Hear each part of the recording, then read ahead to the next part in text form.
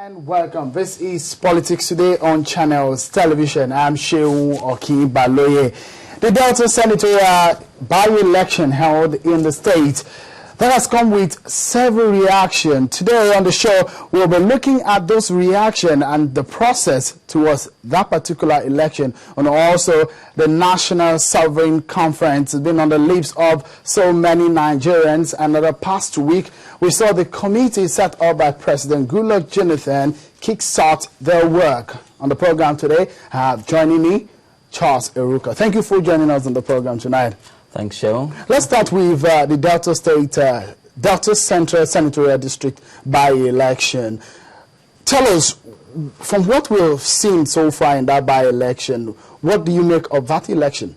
Well, it's no news now that the People's Democratic Party has emerged the victor in that particular poll. Unfortunately, it's still the same problem all over again. The losers in this particular one are refusing to accept defeat, and a lot of factors have actually been mentioned, you know, as far as that is concerned. Of the allegations of irregularities, allegations of voter intimidation, and maybe some other ploy here and there to prevent electoral materials from getting into the opposition strongholds. Basically, those are the main issues that have trailed the Delta State senatorial election. But of course, the PDP candidate, Mr. Emmanuel Ovoriodo, I can't get the pronunciation very correct. It's actually a lot of consonants plugged together. Exactly. Yeah. But then, of course, the results came in overnight, and, well, we have the final result now. Well, the name is a mouthful, but I'll get it right at some point. Of course, the candidates, all the candidates in that election, talking about the All Progressives Congress candidate, all of them are talking. The DPP candidate, Mr. Dafinone, all of them are saying that that election was conducted amidst several violence, amidst several irregularities. Let me just give you an understanding, let you understand what really happened. Some of the people who participated in that election. Take a listen to this particular reaction from the election day, and we'll come back to talk more.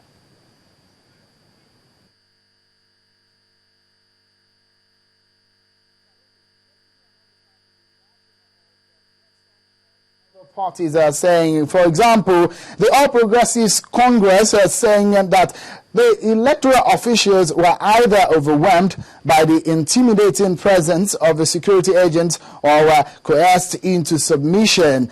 They said the election is nothing but a sham, as the activities of the partisan security agents ensured that hundreds of voters were disenfranchised. That's the reaction of the All Progressives Congress in that election. Charles? Well, I mean, it's strange that security officials or security agents were supposed to be there to provide protection, to provide security, as their tag rightly goes. But then, I don't understand the issue of intimidation here.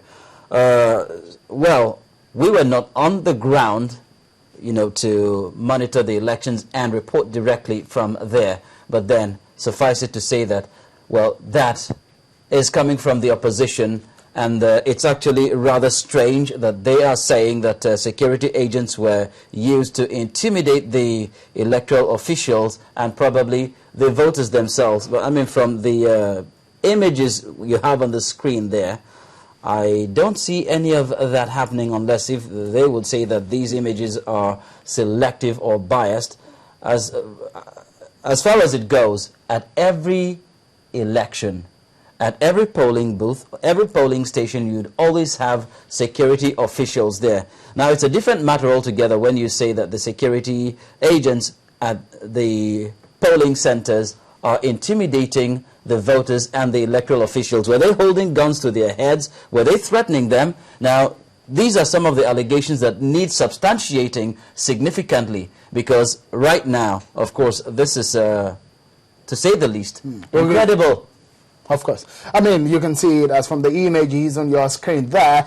The election on Saturday and the Delta senatorial by-election, there are several reactions. We just read to you what the All Progressives Congress said about that. Well, similar thing is what the DPP candidate is saying. Well, there was no election as defined by our laws.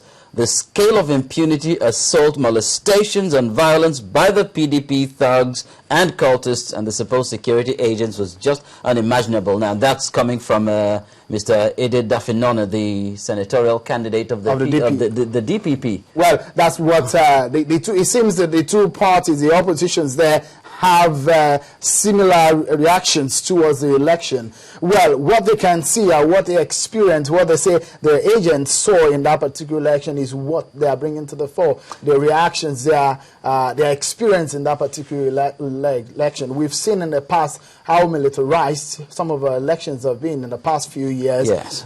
You see that military and police presence are always very enormous. And this well, let's take a listen to what this gentleman is saying. Okay.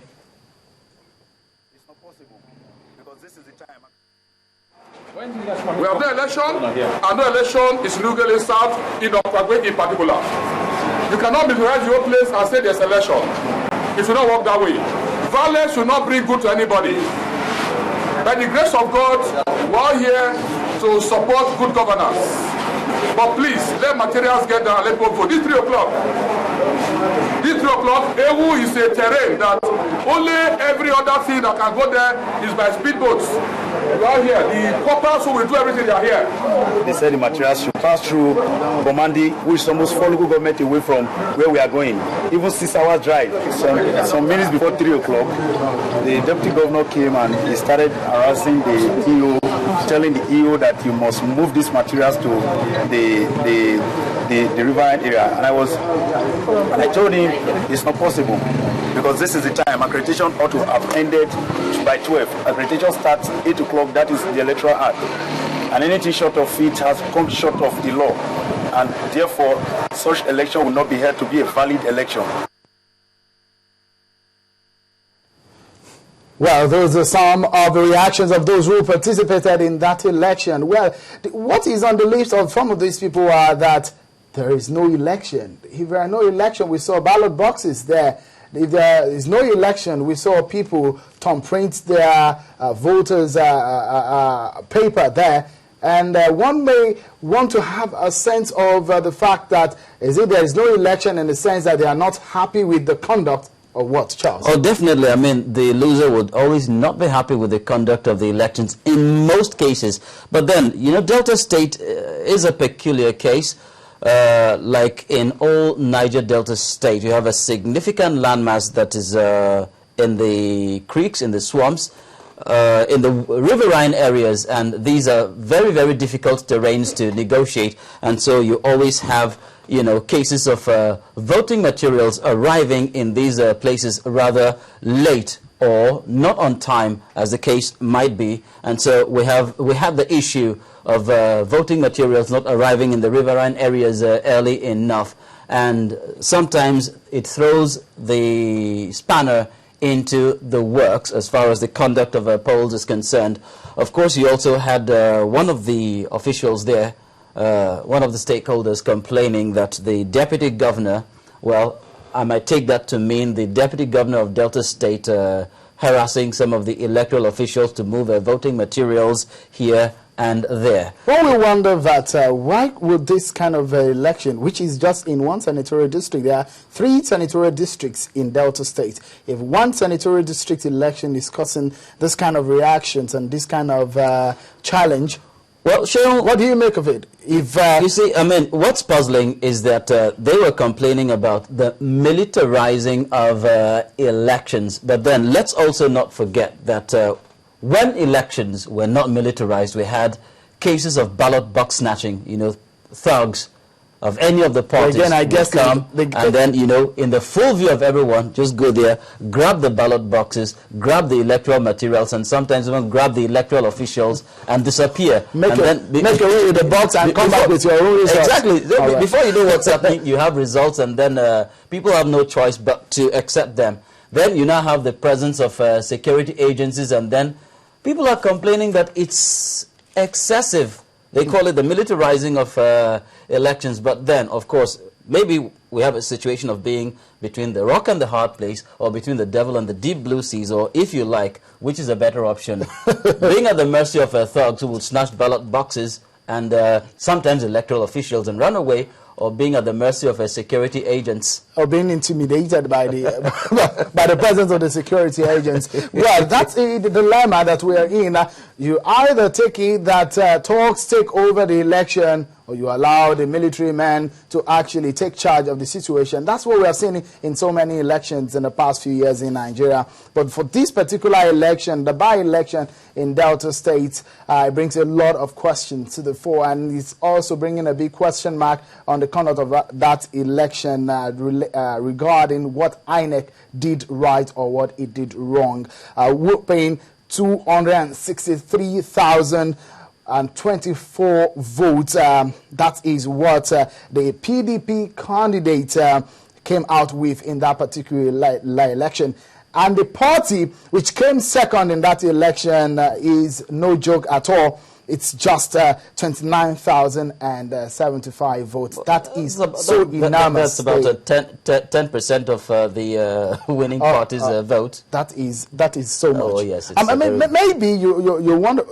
You probably will want to take away the fact that, or you may not be able to take away the fact that it's a PDP state. Look, Delta State is a PDP state. Take it or leave it, and well, it will be an uphill task for any other party. You know, well, say the power of incumbency might be at play, and then dislodging the People's Democratic Party from Delta State for the moment.